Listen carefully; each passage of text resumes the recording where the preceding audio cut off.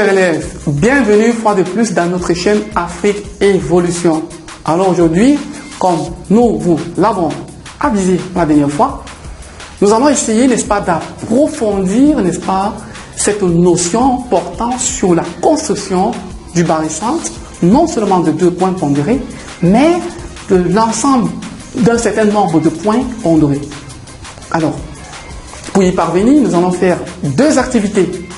La première, n'est-ce pas, portera sur la construction du barycentre de 2 points pondérés, et la seconde portera sur la construction du barycentre de 3 points pondérés.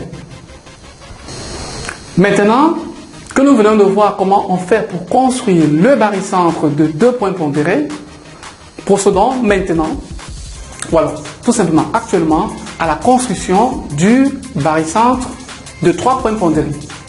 Et ce, à travers cette activité où nous voudrons construire le point grand G, barycentre des points grand A 1, c'est-à-dire le point grand A à coefficient 1, grand B, n'est-ce pas, moins 2 et grand C 3. On disait que le point grand G que voici est le barycentre, n'est-ce pas, des points pondérés grand A, grand B et grand C. Les coefficients respectifs 1, n'est-ce pas, moins 2 et 3. Alors, on a vu que face à une telle situation, la première chose à faire était d'exprimer l'un des vecteurs AG,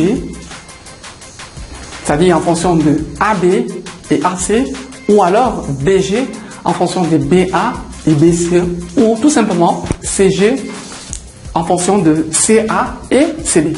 Mais dans le cas présent, je préfère travailler par exemple avec le vecteur AG, dont je vais exprimer en fonction de AB et AC. Ainsi, d'après la vidéo précédente, AG me donne rapidement au dénominateur la somme des coefficients, c'est-à-dire 1, moins 2, plus 3. Moins 2 en haut, tout ceci fois le vecteur AB, plus 1, moins 2, plus 3, fois le vecteur AC.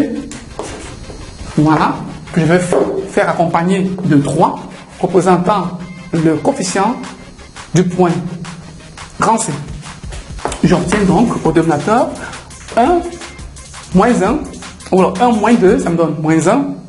Moins 1, n'est-ce pas, plus 3, ça me donne 2. Moins 2 sur 2, ça me donne moins 1, c'est-à-dire moins AB. Plus l'autre côté, j'avais 2 au dénominateur, plus 3 demi de AC. Voilà. Je viens donc là d'exprimer le vecteur AG en fonction du vecteur AB et AC. Il ne me reste plus qu'à passer à la construction proprement dite. C'est-à-dire, dans un premier temps, celle du triangle ABC, dont je suppose que voici. Voilà. Je vais placer mon point A là. Voilà mon point A. Maintenant, A étant là, je mesure le vecteur. Ou alors je place le point B que voici. Mais cependant, vous voyez que pour construire mon barycentre grand G, j'ai plutôt besoin du vecteur moins AB. Alors, qu'est-ce que nous allons faire pour construire le vecteur moins AB? Je vais d'abord essayer de représenter le vecteur AB, puis considérer son sens inverse. Or, quand je place A ici et B là, voici mon vecteur AB. Je vais donc considérer le vecteur opposé à AB.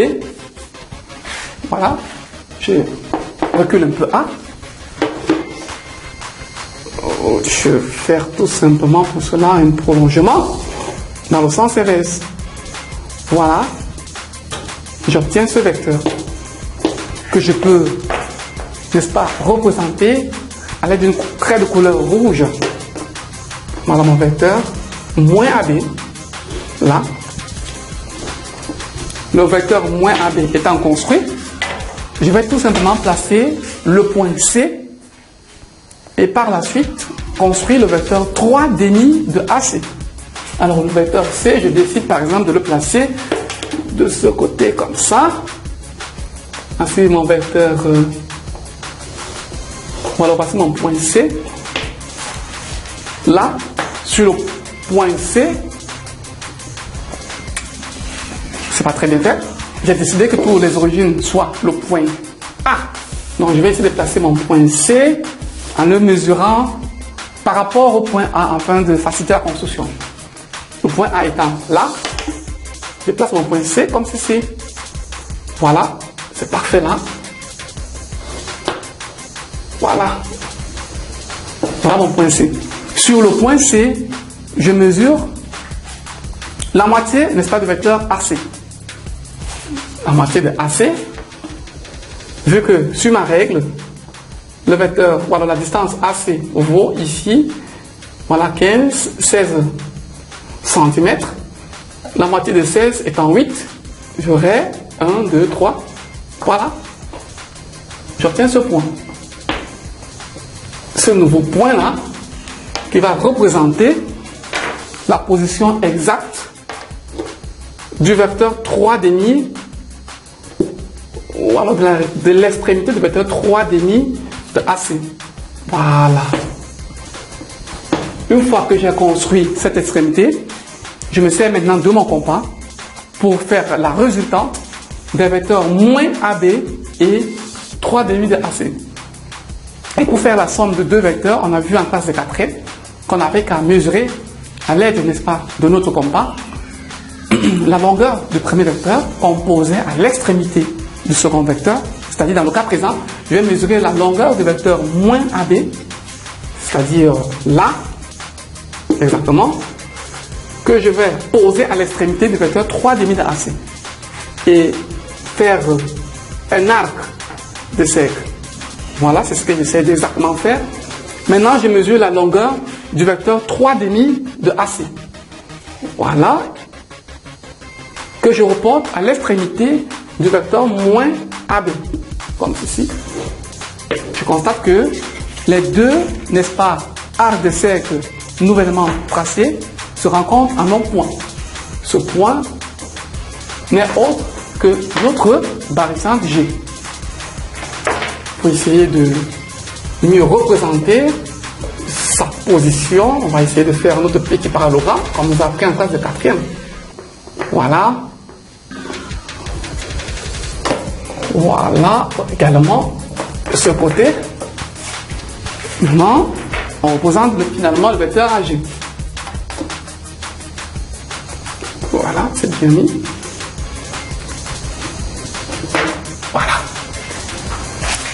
Nous voici, chers élèves, parvenus, n'est-ce pas, à la construction du barycentre de 3 points pondérés. Nous tenons à vous dire que ça aurait pu être la construction de 4, 5, 6 ou N points pondérés. Sachez que, dans tous les cas, il faudrait toujours fixer parmi nos différents points pondérés un point comme barycentre ou alors un point comme origine. Puis, si ici, dans le cas de votre construction, votre origine est par exemple le point A, il faudra par exemple exprimer dans le vecteur AG en fonction des points, ou alors des vecteurs AB, AC, AD, ainsi de suite.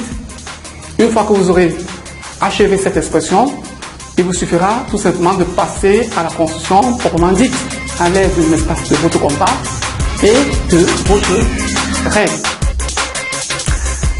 Chers élèves, nous souhaitons vous revoir si bientôt pour une autre leçon sur notre chaîne Afrique Évolution. Au revoir.